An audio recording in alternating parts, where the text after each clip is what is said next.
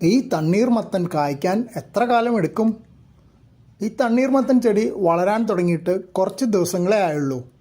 ഇപ്പോൾ ഒരു തോന്നൽ, ഇത് കായ്ക്കാൻ എത്ര കാലം എടുക്കും? വായിച്ചു നോക്കിയപ്പോൾ 2-3 മാസമാണ് വിവിധ തരങ്ങൾ കായ്ക്കാൻ എടുക്കുന്ന സമയം. അപ്പോൾ ഒരു കാര്യം മനസ്സിലായി, നട്ട സമയം ശരിയായില്ല.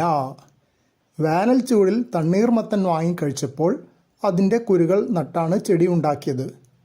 ഇനിയിപ്പോൾ ഇത് കായ്ക്കുമ്പോൾ നല്ല മഴക്കാലമായിരിക്കും. തണ്ണീർമത്തൻ കഴിക്കാൻ പറ്റിയ സമയമായിരിക്കില്ല. മാത്രവുമല്ല, മഴക്കാലത്ത് തണ്ണീർമത്തൻ കായ്ക്കുമോ എന്നും അറിയില്ല. ഇപ്പോൾ തോന്നുന്നു കടയിൽ നിന്ന് വിത്ത് വാങ്ങിച്ച് വേനലിന് 2-3 മാസം മുമ്പ് നടേണ്ടിയിരുന്നു എന്ന്.